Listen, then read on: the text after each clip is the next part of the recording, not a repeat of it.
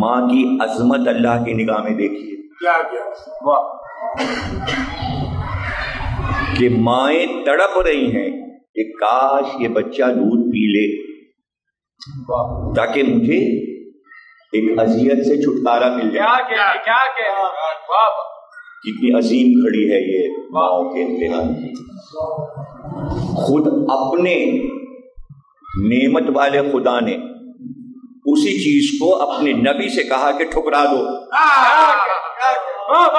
یعنی اتنی عظیم منزل پر کہ اگر ایک ایک قطرہ بھی ہر ماں سے موسیٰ پی لیتے تو ماں کو تسلی ہو جاتی. کیا کہنے. اور اس منزل پہ موسیٰ کا منہ پھیر لینا. ہر ماں گود میں اٹھا رہی ہے بچے کو اور سینے سے لگا رہی ہے اور موسیٰ منہ پھیر لیتے ہیں. اور یہ منظر صرف ایک خاتون دیکھ رہی ہے خاموشی سے، اور وہ ہے موسیٰ کی بہن. کہ یہ میرا بھائی کسی ماں سے دودھ پینے کو تیار نہیں ہے. کہتے ہیں کہ 2,500-3 ہزار عورتیں قطار میں اندر بھیجی جا رہی تھیں اور آسیہ کی گود میں بچہ ہے جو ماں نہیں ہے. لیکن اللہ اس کو ایک عظمت عطا کر رہا ہے کہ نبی اس کی گود میں ہے. اور آسیہ کی تمنا ہے کسی ماں سے دودھ پی لے. اور موسیٰ کی بہن جن کا نام کلثوم ہے وہ دوڑتی ہوئی ماں کے پاس پہنچی اور کہا اماں وہ دودھ پلانے والیوں کی کمی نہیں ہے وہاں، لیکن میرا بھائی کسی ماں سے دودھ نہیں پی رہا. کیا کہنے کیا کہنے. اب آپ چلیے. اور مادر موسیٰ نے نقاب اوڑھی اور اسی قطار میں جا کے کھڑی ہو. ممتا تو دیکھیے، وعدہ تھا نا ہم جلدی ملا دیں گے. تو بہن نے آگے خوشخبری دی اور اسی قطار میں مادر موسیٰ کھڑی ہو گئی. اور جب وہ قریب آئیں اور بچے کو گود میں لیا تو موسیٰ دودھ پینے لگے.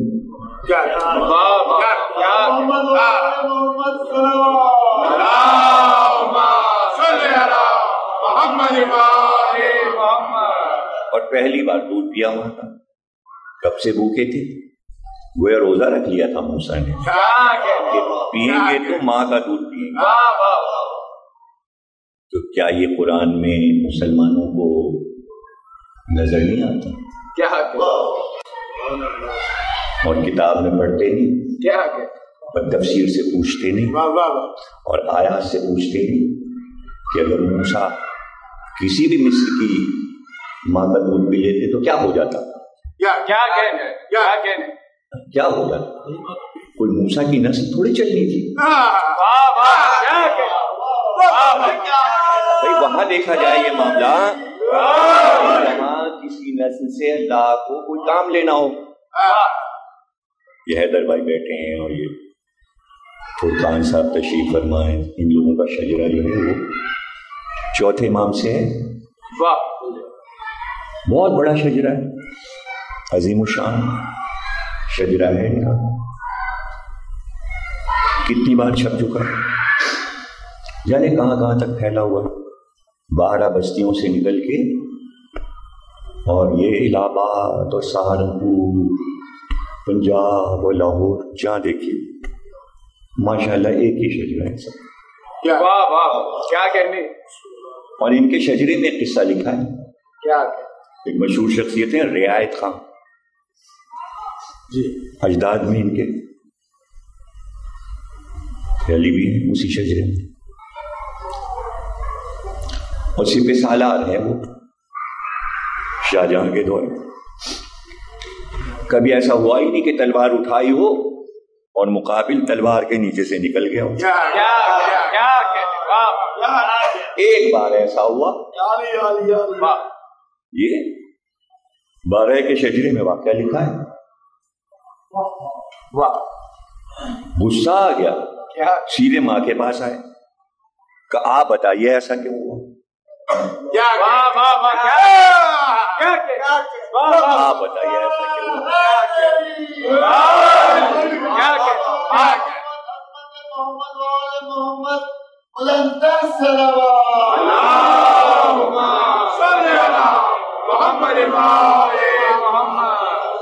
ماں نے کہا بیٹا ہمیشہ دودھ میں نے پلایا تمہیں،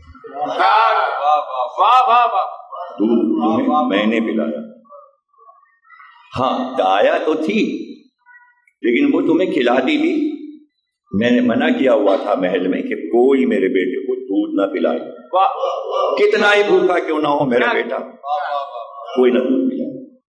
ایک بار ایسا ہوا کہ میں کسی کام میں مصروف تھی، کیا کہنے، اور تم نے رونا شروع کر دیا، دایا گھبرا گئی، فوراً اس نے تمہارے منہ میں دودھ کیا غذا پیش کر دی۔ وہی لمحہ تھا کہ میں آ گئی اور میں نے دیکھ لیا، میں نے دایا سے تمہیں چھین لیا اور چھیننے کے بعد تمہاری دونوں ٹانگیں پکڑ کے میں نے الٹا کر دیا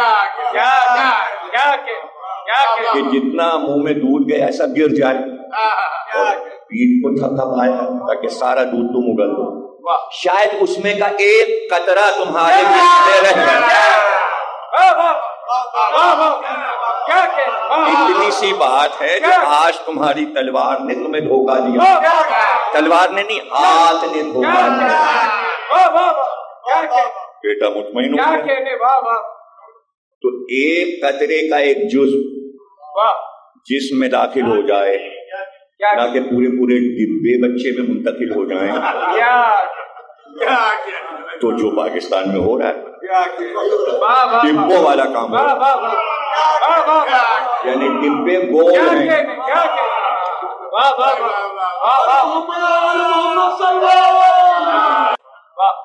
ابھی تو غیب میں ہے نبوت، نبوت ملے گی، تو اس کے معنی ملے گی، وعدے پر بھی نبی کو رہنا ہے کہ ملے گی، تیاری پہلے سے ہو۔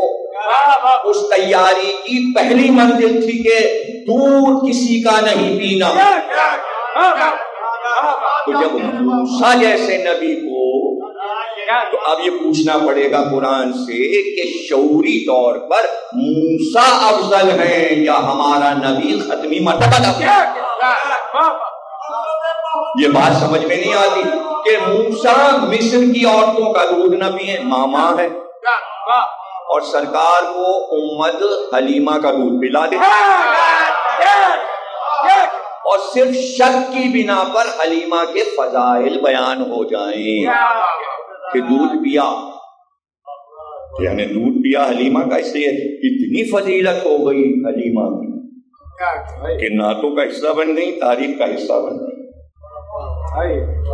لیکن یہ بھول گیا مورخ کہ رضا کے دن کتنے ہوتے ہیں، بچہ 2.5 سال دودھ پیتا ہے یا 2.25 سال پیتا ہے، ضدی بچہ ہوگا تو 2.5 پی جائے گا، 4 مہینے اور اوپر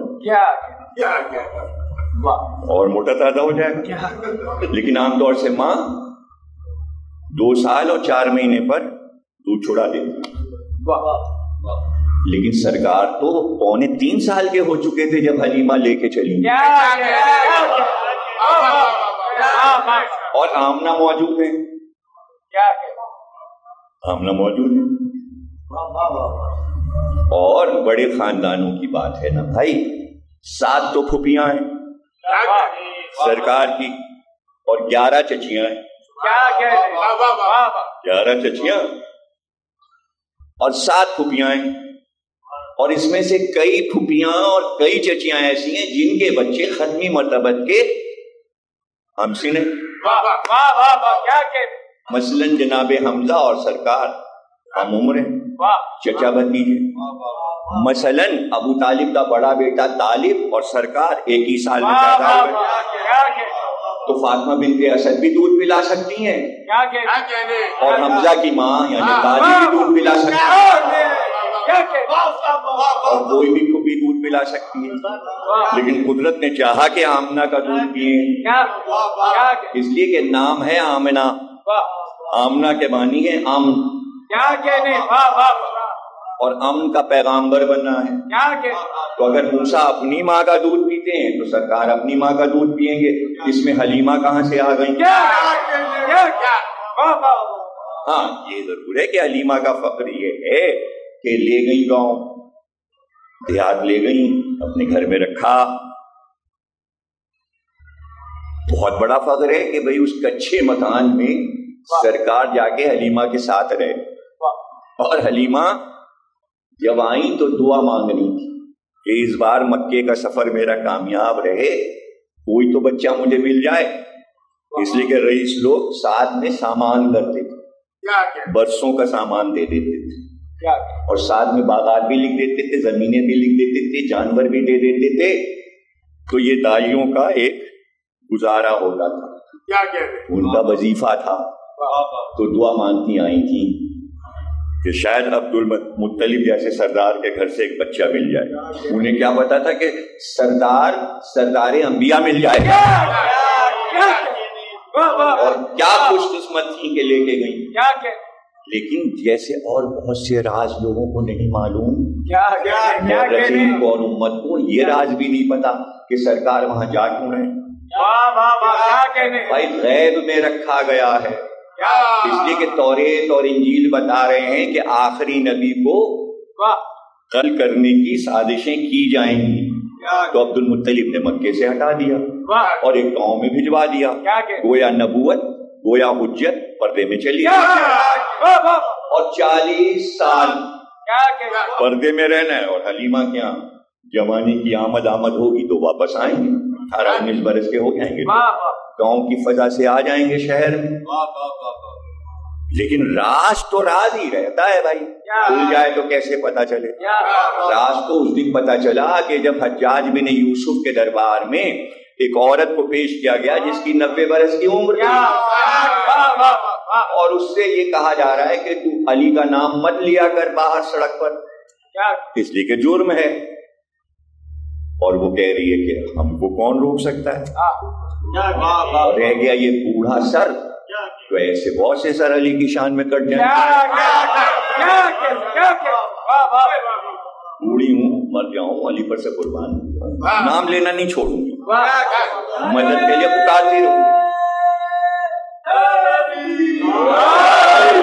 نہیں تو اس نے کہا بھائی جرم یہ نہیں ہے کہ تم پکار رہی ہو، تمہارا جرم یہ ہے کہ تم نے علی کو بہت سے لوگوں پہ فضیلت دی ہے. کہ میں ان کے نام سننا چاہتی ہوں جن کے لیے تو کہہ رہے کہ میں علی کو فضیلت دیتی ہوں. کہ یہ نام ہے. کہ تیرا دماغ صحیح ہے؟ میں چھوٹے موٹے لوگوں پہ علی کو فضیلت میں تو علی کو فضیلت دیتی ہوں آدم پر، نوح پر، ابراہیم پر، موسیٰ پر، داؤد پر، سلیمان پر، یحییٰ پر، زکریا پر، عیسیٰ پر. سب سے افضل ہیں علی. 1,24,000 انبیاء. کہ یہ دعوت تو تیرا اور بڑا ہو گیا.